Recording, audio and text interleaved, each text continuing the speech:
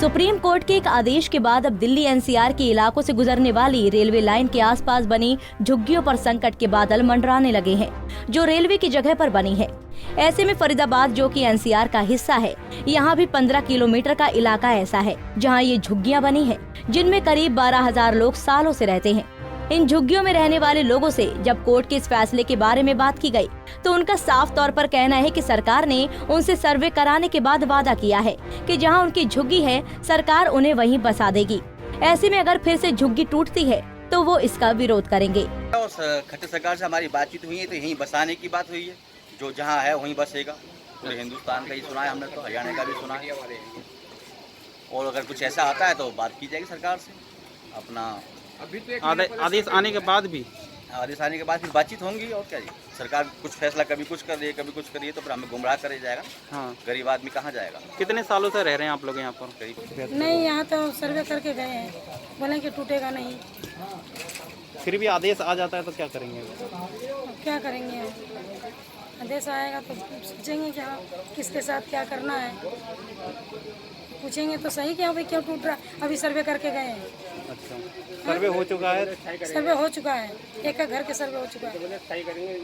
हाँ, स्थायी करेंगे, हम जा करके कंप्लेन करेंगे कि भाई अभी सर्वे करके गए तो क्यों टूट रहा है। सुप्रीम कोर्ट द्वारा जारी आदेश में कहा गया है कि दिल्ली एनसीआर के 140 किलोमीटर लंबी रेलवे लाइन की दोनों तरफ रेलवे की जमीन पर बनाई गई झुग्गी झोपड़ियों को हटाया जाएगा।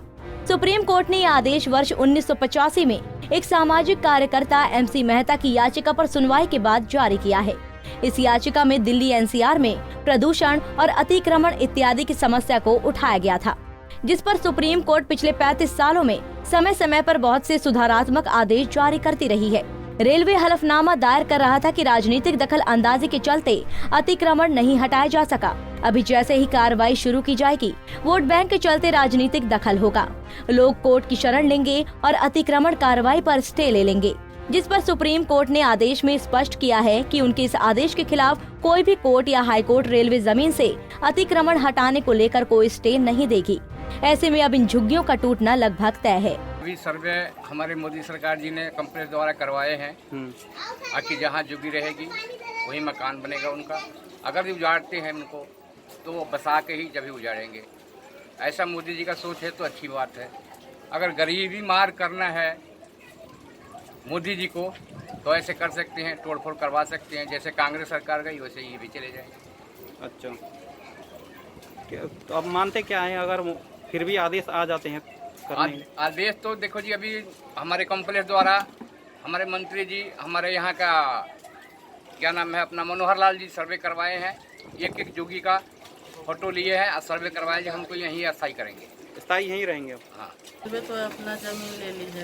अच्छा, और उनका तो कोई मतलब है नहीं है, बाट लगा दिए और आएंगे तोड़ने। तो अब मेरे को यही गुंजाइश है कि अब हम जाएंगे कहाँ। बता रहे कि इस लाइन जहाँ आप लोग रहते हैं इसका सर्वे हो चुका है? सर्वे हो चुका है इसका। क्या तोड़ने का सर्वे हुआ? किस चीज़ का हुआ? सर्वे हो चुका है, अब झुग्गियाँ नहीं टूटेगी। अच्छा, झुग्गियाँ नहीं टूटेंगी? हाँ, मुझे ऊपर से आदेश मिला है कि झुग्गियाँ टूटेगी नहीं। तो हम लोग खुश हुए कि चलो हम गरीब आदमी कहाँ जाएंगे, कम से कम गुजारा तो बिजली का बिल भर रहे हैं। अच्छा, मीटर सब लोग? हाँ, मीटर का बिजली का बिल भर रहे हैं। अब गरीब आदमी जाएंगे कहाँ? अगर अगर कोई आदेश आता है तो आप लोग क्या करेंगे?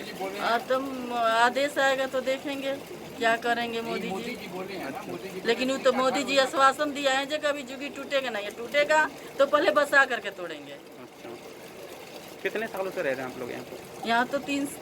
बता दें कि रेल पटरियों के कारण बसी इन झुग्गी झोपड़ियों की वजह से ट्रैक पर लोगों के साथ साथ उनके मवेशियों के आने के कारण ट्रेनों को खतरा बना रहता था। लेकिन कोई भी सरकार वोट बैंक के कारण अतिक्रमण को हटा नहीं रही थी। इस कारण कोशिश के बावजूद ट्रेनों की स्पीड बढ़ाने में सफलता नहीं मिल रही थी। ट्रेन के पायलट को झुग्गी वाले क्षेत्र में गति को सीमित स्पीड में चलाना पड़ता था, जिससे अचानक पटरी किसी बच्चे या फिर उनके भैंस बकरी के आने से ट्रेन रोककर खतरा से बचा जा सके। फरीदाबाद से अनिल राठी, पंजाब केसरी टीवी।